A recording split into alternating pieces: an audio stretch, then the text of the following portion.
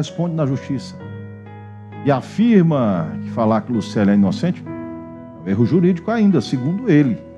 Ela não tem a condição de inocência. Vamos ouvir.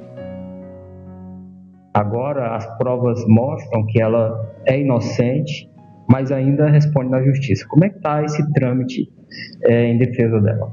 Perfeito. Mesquita, veja bem, existe um delta, entre uma declaração de inocência e uma sentença absolutória, que é uma modalidade de decisão judicial que absolve o réu ou a ré que responde a um processo criminal. É uma sentença que dissolve o processo, isentando o acusado de culpabilidade.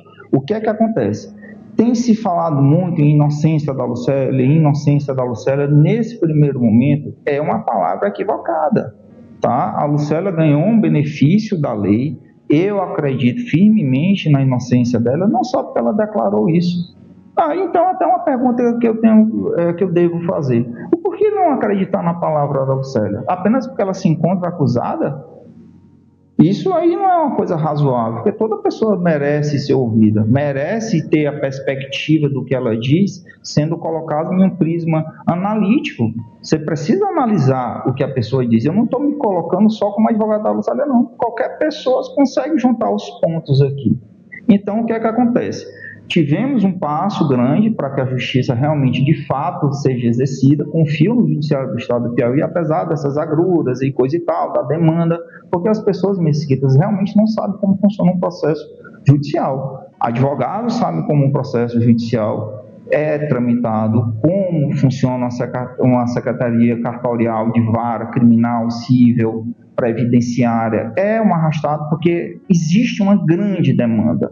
E, especificamente no caso da Lucélia, nós temos audiência de instrução e julgamento, onde realmente deve ser colhida a realidade dos fatos. Será a primeira vez que essa defesa vai ter a oportunidade de interrogar as testemunhas arroladas pelo Ministério Público. Uma, infelizmente, será faltante, que é a senhora Francisca, vitimada. Eu tenho costumado dizer que houve duas etapas criminosas. Essa primeira etapa criminosa, onde a Lucélia está ainda sobre essa acusação, no meu entender, com extrema fragilidade de provas, o próprio processo mostra isso, e a segunda etapa criminosa desencadeada com os fatos a partir do dia 1º de janeiro.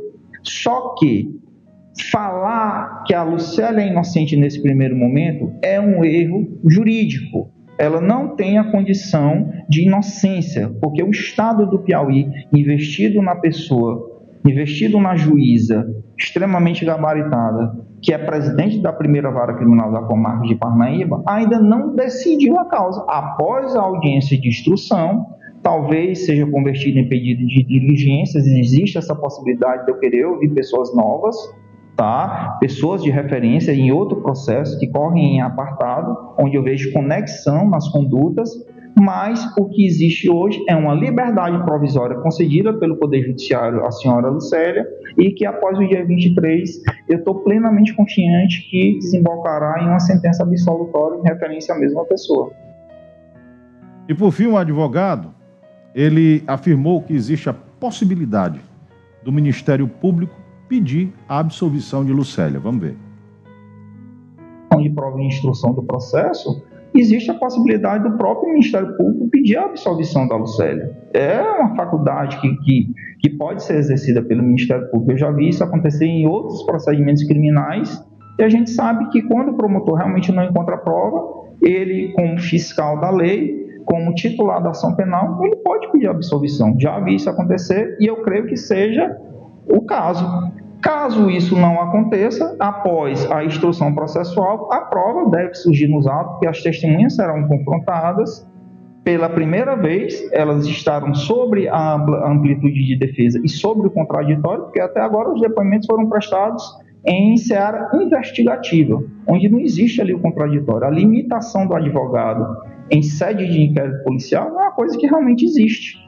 Eu não posso arrolar testemunhas no inquérito policial, eu não posso, até o acompanhamento, a própria cliente é uma coisa muito mais de fiscalização do que eu posso pedir que ela fique silente, mas eu não posso me manifestar em nome dela, diferentemente de um processo judicial onde é garantido, conforme é garantido lá, muito mais na doutrina do que na prática, a presunção de inocência. Então, assim, em arremate, presunção de inocência porque não tinha uma prova cristalina que apontasse. Por exemplo, se formos falar aqui da dinâmica do crime, ninguém sabe como aconteceu.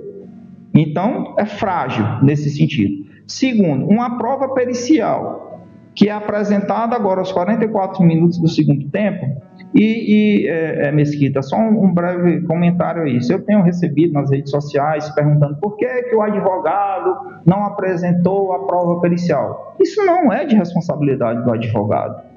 Não é. A Lucélia é uma cliente pagante com sacrifício, a família se sacrifica a pagar os honorários, mas não é da nossa responsabilidade produzir a prova pericial. Essa é a responsabilidade do Estado. Esse material foi apreendido. E aí se pergunta, por que tanto tempo na análise do material? Isso aí, na realidade, é um trunfo para a defesa. É uma carta super trunfo, que seria colocada na manga e passada por debaixo da mesa e seria apresentada no momento oportuno. Porque mostra o déficit. E quando eu falo, Mesquita, em fragilidade de provas, eu consubstancio isso no laudo que nunca foi apresentado até então. Houve o oferecimento da denúncia e o laudo foi trazido ao bojo processual após a atrial acusatória ter sido lançada nos autos e ela ter sido respondida por esse escritório de advocacia. Eu quero parabenizar o trabalho desse advogado, porque ele é muito centrado, né? A gente vê na fala dele que ele, inclusive, orienta para que não se fale ainda na inocência 100%. Ele acredita que o Ministério Público vai absolvê-la. E ele acredita na inocência dela, mas não existe uma prova que possa deixá-la na cadeia. A investigação vai continuar, mas ela pode ser absolvida. É o que a gente está aguardando aqui a qualquer momento, e diante dessa absolvição, a gente vai dar início a essa campanha. Se ficar comprovado através do Ministério Público na inocência dela, a gente vai dar início a essa campanha. Realmente é um caso muito triste se ela for inocente. Eu não consigo imaginar uma mulher dessa, sendo inocente, passar o aniversário de 53 anos na cadeia, atrás das grades. Vamos torcer para que tudo dê certo e que a verdade realmente apareça. Se esse que foi preso, se for o culpado, ele também nega, mas se for o culpado, que ele permaneça preso por no mínimo uns 15 anos atrás das grades por causa dessa quantidade de mortes. E você já deve conhecer o Cemitério Parque Crematório Jardim da Ressurreição em Teresina, não é verdade?